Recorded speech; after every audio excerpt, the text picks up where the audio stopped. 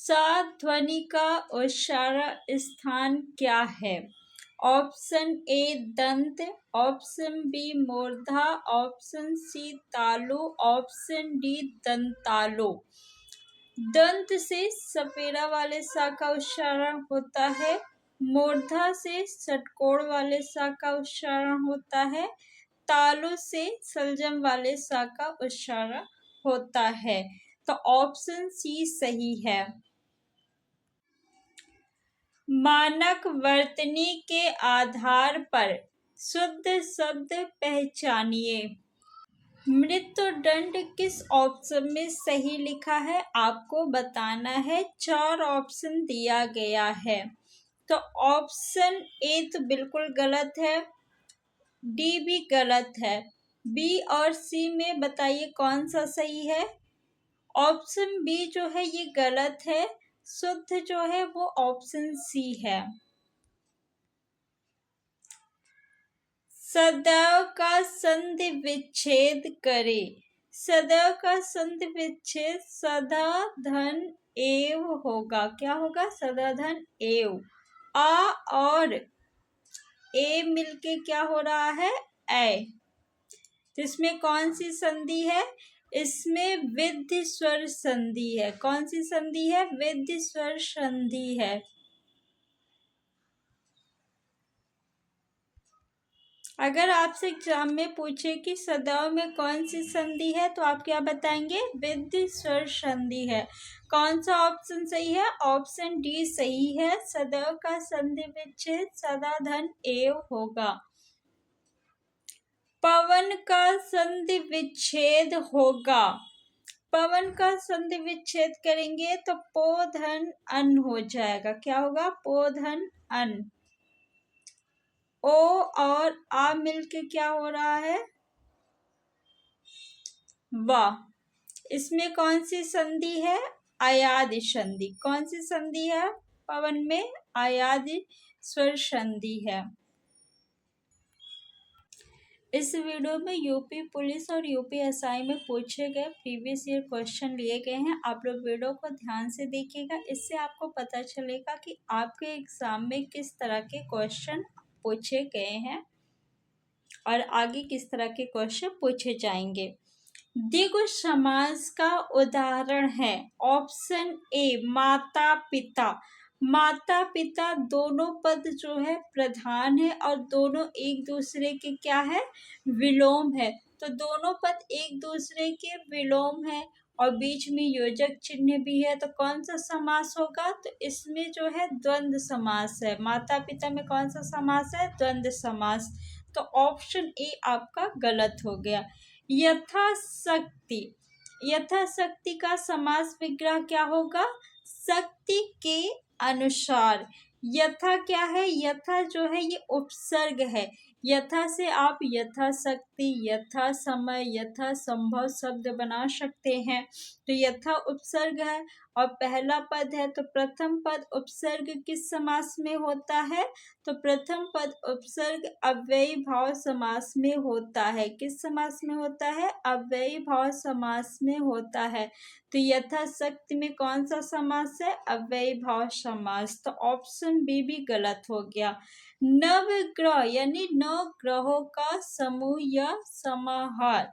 यहाँ पे प्रथम पद क्या है? संख्यावाची है। तो प्रथम पद संख्यावाची किस समास में होता है? द्विगु समास में होता है। पीतांबर, पीत है अंबर जिसका, अर्थात भगवान विष्णु। तो पीतांबर में जो है कर्मधारय समास भी है और बहुव्रीहि समास भी है।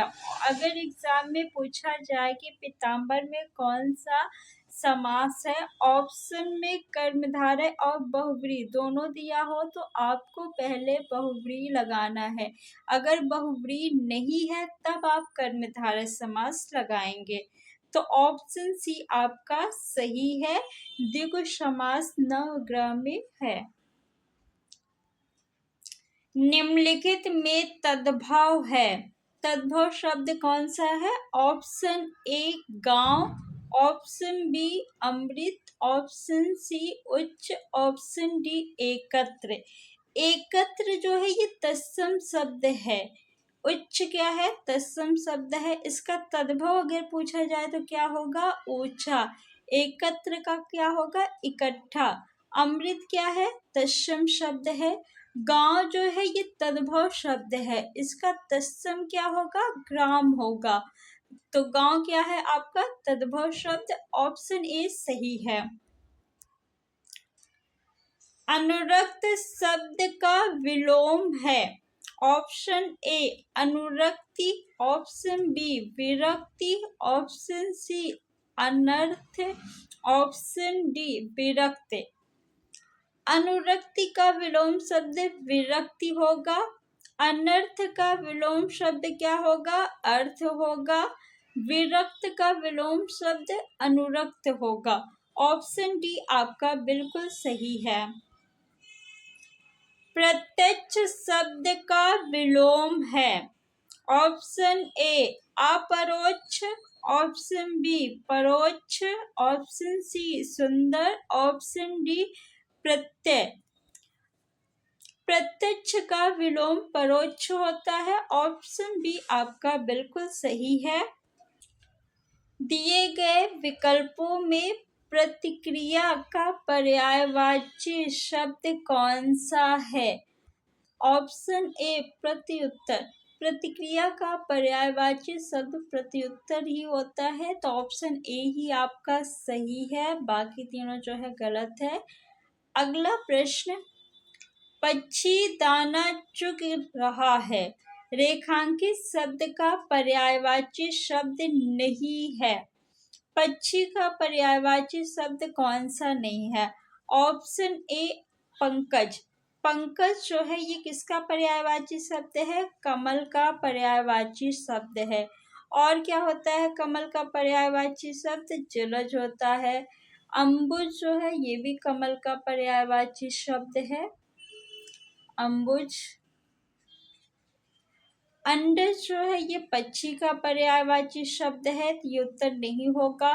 खग जो है ये भी पक्षी का पर्यायवाची है। नभचर किसका पर्यायवाची है? पक्षी का। तो ऑप्शन ए आपका सही है। पंकज जो है ये पक्षी का नहीं, कमल का पर्यायवाची शब्द है। जो काम करना कठिन हो वाक्यांश के लिए एक शब्द लिखिए। ऑप्शन ए दुष्कर, ऑप्शन बी दूभर, ऑप्शन सी कठिन, ऑप्शन डी असंभव। जो काम करना कठिन हो वाक्यांश के लिए एक शब्द दुष्कर होगा। ऑप्शन ए आपका सही है।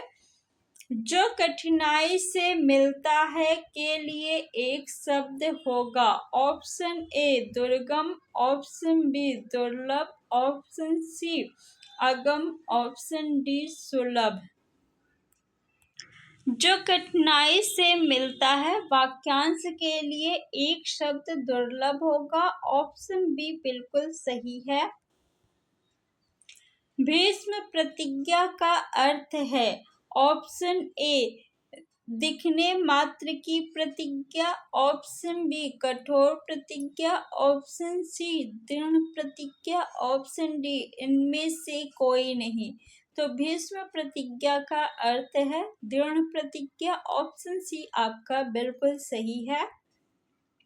पैसे से ही आदमी की इज्जत है के लिए निम्नलिखित में से उचित लोकोक्ति का चयन कीजिए। ऑप्शन ए होनहार बिरवान के होत चिकने पात, ऑप्शन बी चर है तो नर नहीं तो खंडहर, ऑप्शन सी जैसी तेरी कामड़ी वैसे मेरे गीत, ऑप्शन डी अपनी पगड़ी अपने हाथ। पैसे से ही आदमी की इज्जत है, इसके लिए लोकोक्ति बताना है। तो ऑप्शन बी आपका जो है बिल्कुल सही है। जर है तो नर नहीं तो खंडहर। रिक्त स्थान स्त्रीलिंग शब्द होते हैं। ऑप्शन ए वृक्षों के नाम, ऑप्शन बी पर्वतों के नाम, ऑप्शन सी नक्षत्रों के नाम, ऑप्शन डी देशों के नाम। वृक्षों के नाम जो है आपके ये पुल्लिंग शब्द होते हैं। पर्वतों के नाम भी पुल्लिंग शब्द होते हैं। देशों के नाम जो होते हैं वो भी आपके पुल्लिंग शब्द होते हैं। नक्षत्रों के नाम जो होते हैं वो स्त्रीलिंग शब्द होते हैं। ऑप्शन सी जो है ये बिल्कुल सही है। मिठाई शब्द किस शब्द का एक वचन है? यानी आपको मिठाई का बहुवचन शब्द बताना है। मिठाइया, क्या ऑप्शन ए सही है? नहीं। मीठे सही है? नहीं। मिठाइया, ऑप्शन सी बिल्कुल आपका सही है। मिठाई नहीं होगा। पानी शब्द का वचन क्या है? ऑप्शन ए एक वचन, ऑप्शन बी सदा बहुवचन, ऑप्शन सी बहुवचन, ऑप्शन डी सदा एक वचन। तो पानी जो है सदा एक वचन में आता है। ऑप्शन डी सही है। हमारा समाज उन्नति के पथ में है, इस वाक्य में किस प्रकार की अशुद्धि है? ऑप्शन ए संज्ञा संबंधी, ऑप्शन बी लिंग संबंधी, ऑप्शन सी कारक संबंधी, ऑप्शन डी वचन संबंधी। हमारा समाज उन्नति के पथ पर है होना चाहिए। यहाँ पे में नहीं पर होना चाहिए। में और पर ये क्या है? कारक चिन्ह है। क्या है? कारक चिन्ह है। इस वाक्य में कैसी अशुद्धि है? कारक संबंधी अशुद्धि है। ऑप्शन सी आपका बिल्कुल सही है। कौन सा ऑप्शन सही होगा? सी। योग व्यक्ति ही पहचाना जाता है। वाक्य में योग्य शब्द क्या है? योग्य व्यक्ति, व्यक्ति की विशेषता बता रहा है तो योग्य क्या है? विशेषण है। सर्वनामिक विशेषण है, परिमाणवाचक विशेषण है, संख्यावाचक विशेषण है या गुणवाचक विशेषण है। तो योग्य देखिए संख्यावाचक विशेषण तो नहीं है। योग्य क्या परिमाण है? नहीं। सर्वनामिक विशेषण है? नहीं। योग्य क्या है? व्यक्ति का गुण है, तो गुणवाचक विशेषण है। ऑप्शन डी आपका सही है। दिए गए विकल्पों में से कौन सा शब्द स्त्रीलिंग है? ऑप्शन ए लड़का, ऑप्शन बी कुर्सी, ऑप्शन सी पेड़, ऑप्शन डी शेर। कोई शब्द स्त्रीलिंग है या पुल्लिंग है, इसका पता हम कैसे लगाएंगे? तो सर्वनाम से लगाएंगे। किस सर्वनाम का प्रयोग करके? मेरा और मेरी। किस सर्वनाम का प्रयोग करेंगे? मेरा और मेरी। अगर किसी शब्द के साथ मेरा सर्वनाम प्रयुक्त होगा तो वो शब्द पुल्लिंग होगा, और किसी शब्द के साथ मेरी सर्वनाम का प्रयोग होगा तो वो शब्द स्त्रीलिंग होगा। तो चलिए अब हम पता लगाते हैं कि इनमें से कौन सा शब्द स्त्रीलिंग है। लड़का, मेरा लड़का या मेरी लड़का। तो मेरा लड़का सही है, तो लड़का क्या हो गया? पुल्लिंग शब्द। मेरा कुर्सी या मेरी कुर्सी, तो कुर्सी के साथ मेरी सर्वनाम का प्रयोग सही है, तो मेरी कुर्सी यानी कुर्सी क्या है? स्त्रीलिंग शब्द है। मेरा पेड़ या मेरी पेड़, तो मेरा पेड़, पेड़ क्या हो गया? पुल्लिंग शब्द। मेरा शेर या मेरी शेर, मेरा शेर ना, तो शेर के साथ मेरा सर्वनाम का प्रयोग हो रहा, तो ये भी क्या हो गया आपका? पुल्लिंग शब्द।